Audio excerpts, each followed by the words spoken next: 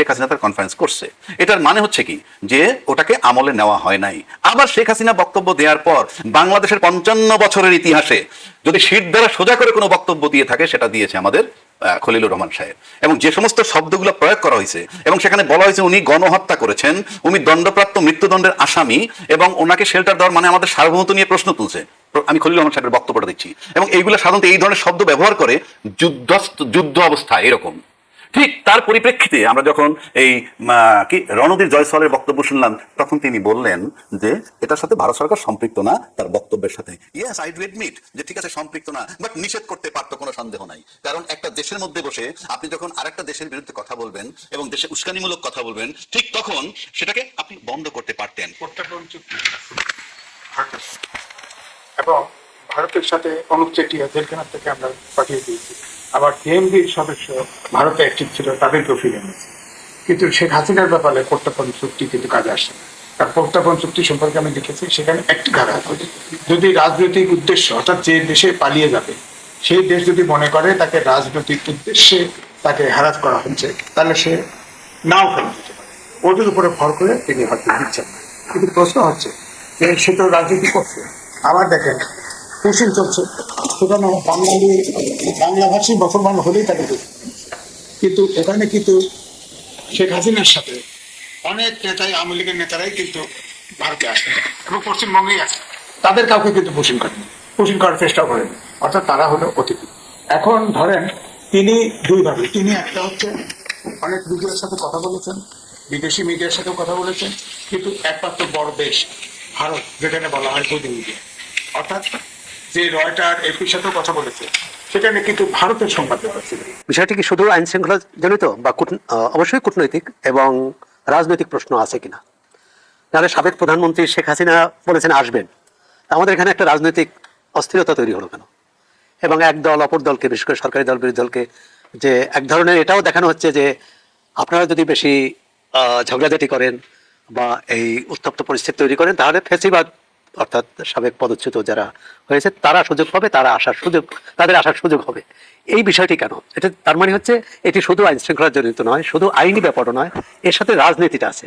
এটি সরকারও প্রত্যক্ষ বা পরোক্ষভাবে স্বীকার করেছে, জামাত ইসলামী বিরোধী দলও স্বীকার করেছে। এখন রাজনৈতিক সমস্যার সমাধান আমি মনে করি রাজনৈতিকভাবেই হওয়া উচিত। অ্যাডভোকেট আবু হেরার কি ভারত সরকার বলছে হাসিনার বক্তব্য ভারত অনুমোদন করে না, আবার দিল্লিতে বসেই শেখ হাসিনা একের পর এক রাজনৈতিক বক্তব্য দিয়ে যাচ্ছে, তাহলে ভারতকে আসলে নীরব দর্শকের ভূমিকা পালন করছে? ধন্যবাদ আপনাকে এবং আমার দুইজন বিজ্ঞ সমালোচক এবং আপনার নিউজ 24 এর দর্শক শ্রোতা। বিষয়টা খুব সিম্পল। আপনাকে বুঝতে হবে যে এই শেখ হাসিনার কনফারেন্সের আগে সার্জিও গোর যিনি দিল্লিতে আমেরিকার অ্যাম্বাসেডর, শুধু তাই না পরিচিতি আছে যে উনি ট্রাম্পের বন্ধু, প্লাস উনি দক্ষিণ এশিয়ার উনি রিপ্রেজেন্ট করেন। হ্যাঁ, বিশেষ ট্রাম্পের বিশেষ দূত। It's a very big volume, মানে উনি একটা বিরাট মাপের লোক। এবং সেই ভদ্রলোক ঢাকায় এসে বাংলাদেশের ভারতের হাইকমিশনের সাথে দেখা করছেন।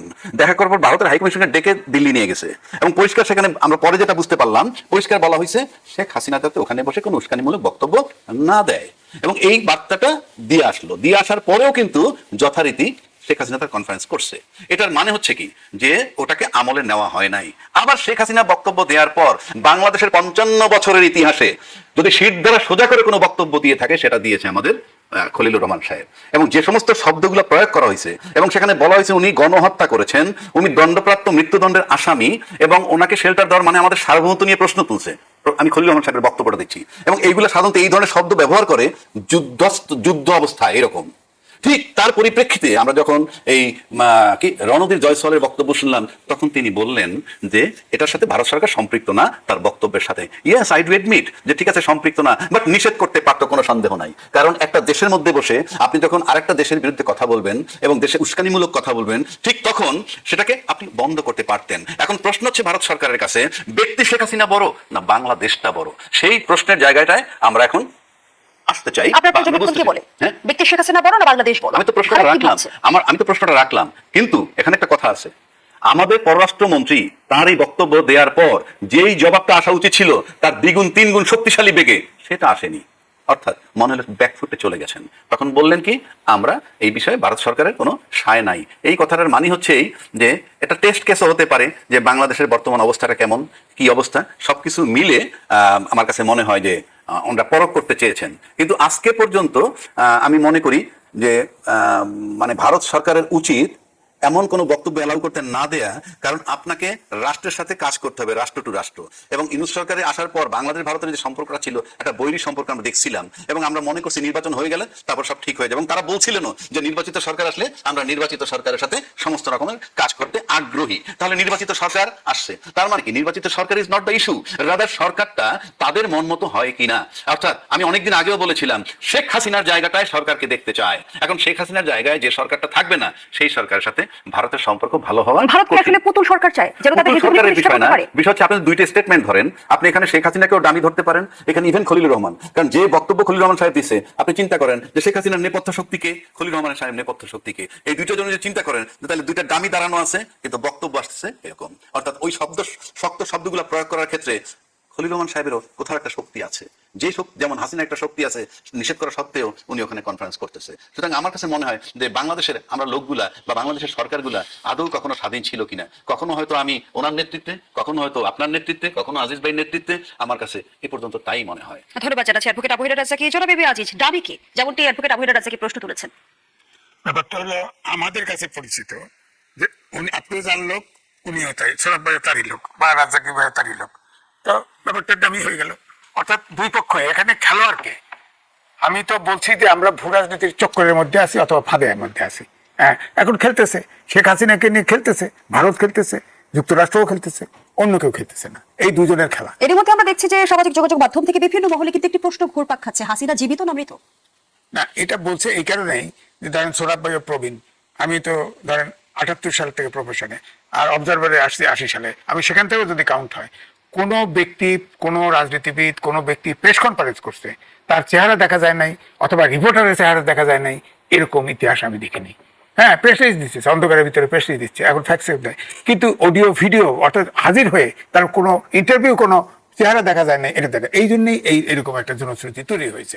আদৌ তিনি বন্দি কিনা, আদৌ তিনি জীবিত কিনা, এই প্রশ্ন আসে। তার ছেলে আছে, মেয়ে আছে, ওখানে বহু আওয়ামী লীগের নেতা আছে, কারোর সাথে তো একবার দেখা হয় না, দেখা যায় না।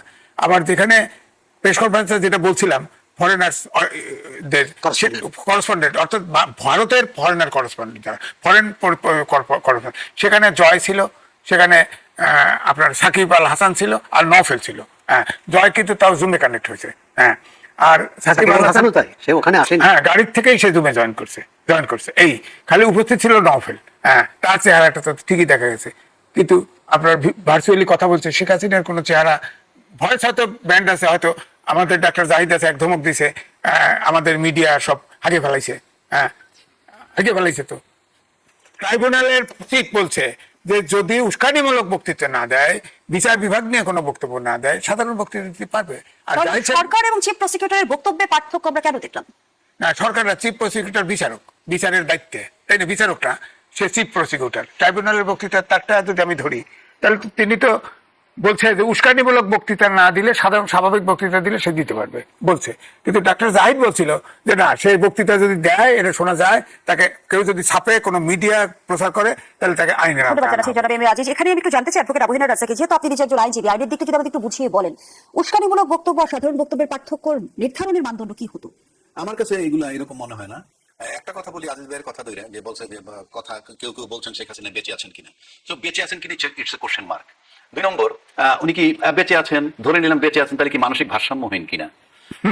কারণ হচ্ছে, এটা কেন বলছি কথাটা, এই যে আজিজ ভাই বললেন যে এত আয়োজন করে যখন আপনি একটা প্রেস কনফারেন্স করবেন, সভ্য জগতের কোথাও নাই যে প্রেস কনফারেন্স করবো অথচ তার চেহারা দেখবো না। তার মানে it's a question mark, there is a doubt. আর ডাউট যখন থাকবে, আমি যখন তাকে ফিজিক্যালি দেখতেছি না, তখন ওই বক্তব্যগুলো আদৌ তা কিনা। কারণ এখন এই যুগে অনেক কিছু সম্ভব। আর আপনি যদি এখন চিফ প্রসিকিউটর কি বলছে, যে উনি যদি উস্কানিমূলক বক্তব্য না দিয়ে থাকেন, মানে ছাড়া যদি কোনো বক্তব্য দেন, উনি এটা ডিফাইন করবেন কিভাবে, পার্থক্যটা করলেন কিভাবে, ইন অ্যাডভান্স ওনার বলার দরকারটা কি? তার মানে কি? এর মানে আমি যেটা আগেও বলছি, যে আওয়ামী লীগের সাধারণ সংসারের ভিতরে কি সরকার ঢুকলো? তা না হলে আপনি বলেন আপনি আইসিটি দিয়ে সিরিয়াস ট্রায়াল দিবেন। আমরা অতীতে দেখছি তাজুল ইসলাম ট্রায়াল দিচ্ছে, কতগুলো মামলা করছে। কেউ বলছে সে জামাতের লোক সে বিচারকগুলো কি জামাতের? তাকে আপনি বলতে পারেন বিচারক জামাতের তারা সরাই দেন। আবার তাকে সরাইলেন কেন? সরাই তাকে আনছেন, আপনি তো রিলেভেন্টই না আপনার সাথে এই বিষয়টা, যে শেখ হাসিনা কি ধরনের বক্তব্য দিতে পারবে কি পারবে না, এটা কি চিফ প্রসিকিউটরের সাথে রিলেটেড, কোনোভাবে রিলেটেড? কেন আপনি বলছেন? তার মানে you are creating problem over here. কারণ একটা রাষ্ট্রে বসে সে যখন বলতেছে সে আমার নিয়ন্ত্রণের বাইরে, সেই নিয়ন্ত্রণের বাইরে যে লোকটা, তাকে আমি এখানে বসে কন্ট্রোল করতে পারি না, পাশাপাশি আপনি তাকে অ্যালাউ করছেন টু সাম এক্সটেন্ট। এটা বলার মানে তো অ্যালাউ করা যে উস্কানিমূলক বক্তব্য যদি না হয় তাহলে আপনি দিতে পারবেন। আপনি কে ভাই এটা বলার? অসংখ্য ধন্যবাদ জানাচ্ছি অ্যাডভোকেট আবহাওয়ার রাজ্জাকে। এবার আমরা একটু জমি যেতে চাই, আমাদের সঙ্গে যুক্ত আছেন অবশ্যই প্রাপ্ত ব্রিগেডিয়ার জেনারেল শামীম কামাল। জনাব শামীম কামাল, শেখ হাসিনা ইস্যুকে কেন্দ্র করে কি বাংলাদেশ ভারত সম্পর্কে নতুন করে টানাপোড়েন সৃষ্টি হওয়ার সম্ভাবনা দেখছেন? জি, আপনাকে ধন্যবাদ। নিউজ 24 এর দর্শক শ্রোতৃ মণ্ডলী এবং আজকের বিজ্ঞ সহ আলোচক। হ্যাঁ, মোটামুটি এটা ধরে নেওয়া যায় যে শেখ হাসিনার এই ভার্চুয়াল কনফারেন্সের পরে সম্পর্কটা যেখানে ছিল সেখান থেকে অবনতি হয়েছে বা হবে, হওয়ার সকল আলামত সুস্পষ্ট। এখানে সুস্পষ্টভাবে বাংলাদেশের পক্ষ থেকে তাদেরকে, ভারতকে জানিয়ে দেওয়া হয়েছে যে যেন কোনো ধরনের উস্কানিমূলক বা কোনো ধরনের বিবৃতি সে দিতে না পারে, এটা অনুরোধ করেছিল কূটনৈতিকভাবে। একইভাবে ভারতের অবস্থানটা সম্পূর্ণরূপে দ্বিচারিতা এবং পরস্পর বিরোধী। কেননা তারা বলছেন যে এখানে কোনো রাজনৈতিক কর্মকাণ্ড করতে দেওয়া হবে না, কিন্তু তাকে অনুমতি দেওয়া হয়েছে এরকম ভার্চুয়ালি যোগ হয়ে মোটামুটি অনেক মানে সারা পৃথিবীতে যত মানুষ তারা দেখেছে, তো এটা একটা বড় একটা স্টিমুলাস হিসেবে কাজ করবে। এটা জেনে শুনেই ভারত এটা অ্যালাউ করেছে। এখন নতুন যে বিতর্কটা উদ্ভব হয়েছে বা উঠে এসছে যে তিনি জীবিত কি মৃত, এটা একটা নতুন বিষয়। এখন তিনি জীবিত কেউ মৃত সেটা বড় কথা নয়, বড় কথা হচ্ছে যে কি কথাটা প্রচার করা হলো, দ্যাট ইজ ইম্পর্টেন্ট। এবং তার থেকে বড় যে প্রশ্ন যে ভারতের মানে শেল্টার থেকে, তাদের আশ্রয় থেকে ভারত সরকার এটাকে কূটনৈতিক ভাবে অ্যালাউ করছে। ভারত বাংলাদেশ সম্পর্ক যেটা বটম রক পর্যায়ে পৌঁছেছে, মানে বলতে গেলে তলানিতে, এর নিচে যাওয়ার কোনো সম্পর্ক নেই, এর সম্ভাবনা নেই। তখন মানে ভারতের সাবেক সেনাবাহিনী প্রধান বলেছিলেন যে একটা রাজনৈতিক সরকার আসলে সম্পর্কটা স্বাভাবিক হতে পারে। তো এরকম একটা যখন নতুন রাজনৈতিক দল বাংলাদেশের সরকার গঠন করলো, তারপরে ভারতের দিক থেকে সর্বপ্রথম যে দায়িত্বটা পালন করা উচিত ছিল যে এটাকে খুব সংবেদনশীল অবস্থাতে এই বিষয়টাকে মানে হ্যান্ডেল করা। কিন্তু সেখানে আমরা দেখলাম যে যখন দ্বিপাক্ষিক সম্পর্কটা উন্নয়নের বিভিন্ন কাজকর্ম চলছিল সাইড বাই সাইড, মানে খুব আশ্চর্যজনক যে বিষয়টা আমরা দেখলাম যে একটার পর একটা ঘটনা এটা রীতিমতো প্রভোকিং, মানে প্রভোকেটিভ, এবং এটা উত্তেজনাকে বৃদ্ধি করা বা আগুনে ঘি ঢালার মতো অবস্থা। দেখুন, আপনি বর্ডারে পুষেন, তারপরে শুভেন্দু অধিকারীর বিভিন্ন রাজনৈতিক দলের বিজেপি নেতৃবৃন্দ, বিশেষ করে পশ্চিমবঙ্গের মন্তব্য, তো সবকিছু মিলে সম্পর্কটাকে আরো খারাপের দিকে নিয়ে যাচ্ছিল। ইতিমধ্যে যে বিষয়টা দৃষ্টি আকর্ষণ করেছে কূটনৈতিক মহলে, যে আপনার মাননীয় প্রধানমন্ত্রী ভারত সফরকে কেন্দ্র করে এখন আমরা এখানে দেখলাম যে তাকে আমন্ত্রণ জানানো হচ্ছে। মাননীয় প্রধানমন্ত্রী মালয়েশিয়া এবং চীনে গেছেন, সেটা নিয়ে বহু ধরনের জল্পনা কল্পনা হচ্ছে। এর মধ্যে আপনার বিমস্টেকের সভাপতি হিসেবে তাকে ব্রিক্সে আবেদন করা হচ্ছে, সেখানে যাবেন কি যাবেন না। সুতরাং অনেক কিছু বিষয় নিয়ে যখন একটা বড় ধরনের গোলকধাঁধা তৈরি হচ্ছে, এরকম একটা সময়ে সাবেক প্রধানমন্ত্রী শেখ হাসিনাকে দিয়ে ভার্চুয়ালি এরকম একটা কনফারেন্স করা অবশ্যই এটা মারাত্মক ক্ষতের সৃষ্টি করবে। সুতরাং আমি মনে করি যে ভারত বৃহত্তম প্রতিবেশী দেশ, গণতান্ত্রিক দেশ, তাদের পক্ষ থেকে আমরা আশা করেছিলাম, সচেতন মানুষ হিসেবে আশা করেছিলাম যে এই বিষয়টাকে খুবই সচেতনতার সাথে, খুবই মানে সংবেদনশীল ভাবে এটাকে নিয়ন্ত্রণ করা উচিত ছিল। এক কথাই তো যথেষ্ট যে তিনি কোনো ধরনের কার্যক্রমে অংশগ্রহণ করতে পারবেন না, এটাই আশা করা উচিত ছিল। তারপরে বাংলাদেশকে বলতে পারতো যে আমরা এই ধরনের কোনো সুযোগ তাকে দিচ্ছি না, সুতরাং আসুন আমরা উভয় দেশের সম্পর্কটাকে উন্নয়নের দিকে এগিয়ে নিয়ে যাই। সুতরাং সেখানে দেখা গেল এই মুভমেন্টটাকে আমি বিপরীত মুখী একটা মুভমেন্ট মনে করছি, এবং সম্পর্ক যাতে ক্ষতিগ্রস্ত হয় সেদিকে এটা ধাবিত হবে। আমরা যত খুবই সুস্পষ্টভাবে বুঝি যে ভারতের এই ভূমিকা অবশ্যই সমালোচনা হওয়ার মতো বিষয়। ইতিমধ্যে লক্ষ্য করেন সার্জিও গোরের ভবনের পরে মোটামুটি আমাদের অনেক কিছু অফব্যালেন্স হয়ে গেছে। তো বাংলাদেশের কূটনৈতিক অবস্থা, একটা সরকারকে যদি শক্তিশালী অবস্থানে যাওয়া যায়, কোমর সোজা করে দাঁড়ানোর মতো অবস্থানে যাওয়া যায়, মানে আমরা ওই সময়টা কিন্তু নতুন সরকার পাইনি, নতুন সরকারকে ওই সুযোগটা। তবে সবচেয়ে যেটা গুরুত্বপূর্ণ বিষয় এবং সংবেদনশীল বিষয় বা সংবেদনশীল বিষয়, সেটা হচ্ছে বাংলাদেশে কিন্তু সার্বিকভাবে একটি ভারত বিরোধী মনোভাব এখন বিরাজ করছে। তো এরকম একটা সময়ে যদি ভারতের পক্ষ থেকে ইতিবাচক কোনো পদক্ষেপ নেওয়া না হয়, তাহলে ক্রমাগতভাবে এই সম্পর্কটা টানাপোড়েনের দিকে মানে যাবে। এবং সেখানে সবচেয়ে যে আমি আরেকটা গুরুত্বপূর্ণ বিষয় বলতে চাই যে সব সম্পর্কই যখন মানে টানাপোড়েনের মধ্যে পড়ে যায়, তখন কিন্তু জনগণ, পাবলিক টু পাবলিক যে কানেক্টিভিটি, এটা কিন্তু সবসময় চালু ছিল। আপনি সীমান্ত এলাকাগুলির কথা চিন্তা করেন, এখানে মানে শত বছর, হাজার বছরের যে সম্পর্ক, আত্মীয়তা, সেটা কিন্তু সীমান্তের কাঁটাতারে বেড়া দিয়ে কোনোভাবে থামাতে পারেনি। কিন্তু এবারই আমরা দেখলাম যে ভারত সেটাও বন্ধ করে দিয়েছে। আপনি যখন ইভেন ভিসা, মেডিকেল ভিসা পর্যন্ত, আমাদের অসুস্থ অনেক মানুষ ভারতে যান সহায়তার জন্য, চিকিৎসা সহায়তার জন্য, সেটা কিন্তু বন্ধ করে দেওয়া আছে। সুতরাং ভারত, আমি মনে করি, আমি দীর্ঘদিন ধরে বিষয়টি ফলো করছি যে ভারত এক ধরনের চ্যালেঞ্জ নিয়েছিল এই বিষয়টাকে এভাবে হ্যান্ডেল করার জন্য। তো সুতরাং আমি মনে করি যে এটা খুবই একটা নাজুক সময় যাচ্ছে ভারত বাংলাদেশ সম্পর্কের ক্ষেত্রে। এক্ষেত্রে ভারত বাংলাদেশ উভয় দেশকে অত্যন্ত সতর্কতার সাথে, সংবেদনশীল ভাবে এবং ক্রমাগত ভাবে, যেটাই হোক না কেন, যেখানেই থাকি না কেন, আমরা কোনো দেশে কিন্তু উপকৃত হব না। আমরা আশা করি ভারত বৃহত্তম প্রতিবেশী গণতান্ত্রিক দেশ হিসাবে এই সহনশীলতা, মানে এই আনুকূল্য বা এই সহযোগিতা ভারতের কাছে বেশি আমরা আশা করা উচিত। বলছিলেন এবং নাজুক পরিস্থিতির কথা আপনি নিজেই তুলে ধরলেন, এই বাস্তবতায় শেখ হাসিনার প্রত্যর্পণ আসলে আদতে কতটা সম্ভব? আমি প্রশ্নটি রাখছি, বিরতি নিয়ে ফিরছি। দর্শক, জনতন্ত্র গণতন্ত্রের রিপোর্ট একটা বিরতি দিচ্ছি, সাথে থাকুন। ফিরে এলাম, দেখছেন নিউজ 24 নিয়মিত আয়োজন জনতন্ত্র গণতন্ত্র। নিবেদন করছে আড়াইসির স্টিল। দর্শক আমাদের সঙ্গে জুমে যুক্ত আছেন ব্রিগেডিয়ার জেনারেল অবসরপ্রাপ্ত শামীম কামাল। আমরা আবারও যুক্ত হবো তার সঙ্গে। জনাব শামীম কামাল, যে প্রশ্নটি রেখে বিরতিতে গিয়েছিলাম, এই মুহূর্তে যে নাজুক পরিস্থিতির কথা আপনি তুলে ধরছিলেন, যে সংবেদনশীলতার কথা আপনিই বলছিলেন, শেখ হাসিনার প্রত্যর্পণ কি আদৌ সম্ভব? জি, আমি মনে করি যে শেখ হাসিনার প্রত্যর্পণ বললে তো আপনার একটা আইনগত বিষয় দাঁড়ায়। সেটা আমি মনে করছি না সম্ভব, কারণ এটার ব্যাপারে যদি আন্তরিক না হয়, যে প্রত্যর্পণ চুক্তি ভারতের সাথে আছে, এক্সট্রাডিশন মানে আইন, সেটা অনুযায়ী বাংলাদেশ কিন্তু যখন প্রয়োজন হচ্ছে অত্যন্ত বিনয়ের সাথে, অত্যন্ত আনুগত্যের সাথে অনুপ চেটিয়াকে ভারতের সাথে তুলে দিয়েছে।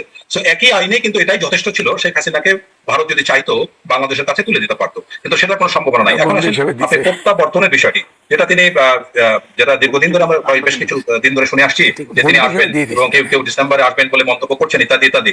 তো সেটা একটা আমি সম্ভাবনা মনে করি যে আছে, এবং এখানে আমি মনে করি কয়েকটা খুবই মানে স্ট্র্যাটেজিক মিস্টেক হয়েছে। যেমন সাংবিধানিক ভাবে মানে আওয়ামী লীগের মতো একটা মানে দীর্ঘদিনের রাজনৈতিক দল যাদের ভিত্তি, বিশেষ করে জনভিত্তি খুবই শক্তিশালী, এমন একটি দলকে নির্বাহী আদেশে মানে তাদের কার্যক্রমকে নিষিদ্ধ করা, এটা একটা বড় ধরনের ভুল হয়েছে। এর জন্য জাতিকে বড় ধরনের পেমেন্ট করতে হবে, এটা আমি নিশ্চিত। এবং এটা আমি বলেছি যেদিন নির্বাহী আদেশে আওয়ামী লীগকে বন্ধ করেছে সেদিনই কোনো না কোনো টকশোতে।